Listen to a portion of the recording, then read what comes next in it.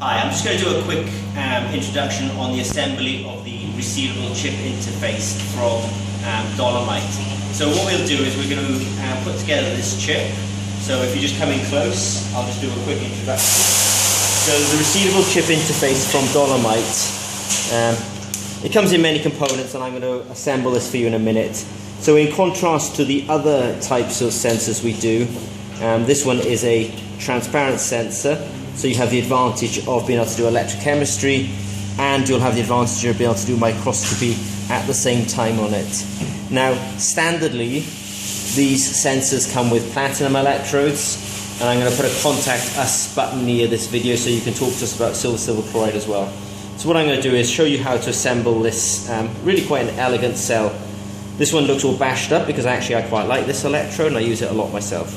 So first thing to do is we have a bottom and a top, and I'm going to take what's called the bottom chip, which has the platinum electrodes on it, and I'm going to drop that into the bottom holder here.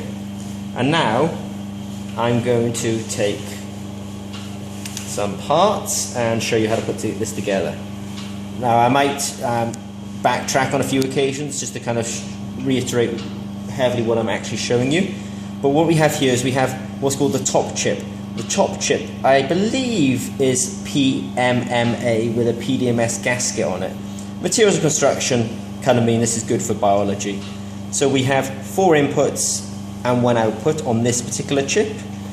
It comes in lots of different flavors, so don't feel like that's gonna, you can turn this into a 1 input, 1 output, 2 input, 2 input, 1 output. So there's lots of configurations on this. So I'll show you what I'm gonna do next. So I've just ran my finger here and I can feel there's the ridge here. So I know that this is going to go on top of here, and when it squashes together, that's going to form the flow cell. So I shall turn that on that.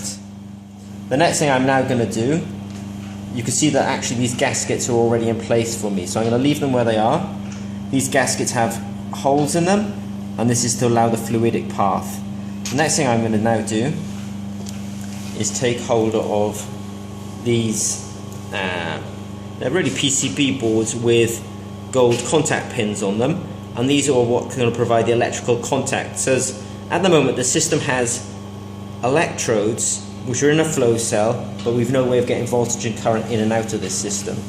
So I'll put one on one side and I'll put the one on the other side.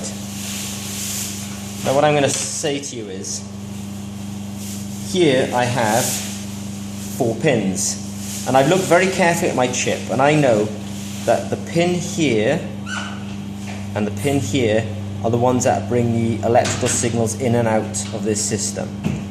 So I know that it's this cable and this cable, and we're not actually using any of the other cables in this particular chip. So the other 6 cables that you can see in the shot are actually redundant, but they can be used for other configurations later on. So what I'm going to do is just bring this in like this. So now I've almost assembled it. I'll bring the top peak on and I turn that over. It's very elegant the way it all just clicks together. The final part. So this has no tools for assembly. It's the way it squeezes together now is I'm going to turn this, and that pushes and squeezes the whole thing together. So now I'm going to hold it for you and show you what we've got. So we have a flow cell that was made by bringing together 2 parts. On one of the chips there was some platinum electrodes, or you can have one of those electrodes with silver chloride if you're looking for a more formal reference. I've identified that the 2 of the cables are bringing in the current and voltage and sort of bring in the signal and take out the signal. And this is truly a flow system. So I'm now going to show you that you can actually use the Dolomite connectors to attach either side of this. So as long as you have Dolomite pumps, you can flow through this electrode system, and that's really quite elegant to do sort of flow electrochemistry. So in summary, I've obviously been chatting at the same time as this. It's really not hard to put together. So now I have my chip. I'm just going to show you how to connect it to a potentiostat. So we happen to have a potentiostat in the lab, so we'll just go across to the potentiostat. So in this box, on the outside I have a potentiostat, but the potentiostats often have 3 or 4 cables on them. This one has 3 cables. It's set up for a 3 electrode system. So these cables happen to be labeled. One of them is labeled W, so it's the working electrode. One of them is labeled C, it's the counter electrode, and one of them is labeled R, the reference electrode. And in my crude setup, I've basically just shorted together the counter and reference. It's not unusual in electrochemistry to be able to turn a 3 electrode system into a 2 electrode system, and you do it by shorting the counter and reference together. So in order to finish my sort of setup, I'm just going to take these 2 wires that I've previously stripped. I'm going to attach one to my counter and reference that are shorted together. So I'm just screwing them in, making that kind of contact. And then I'm going to attach the other one to the working.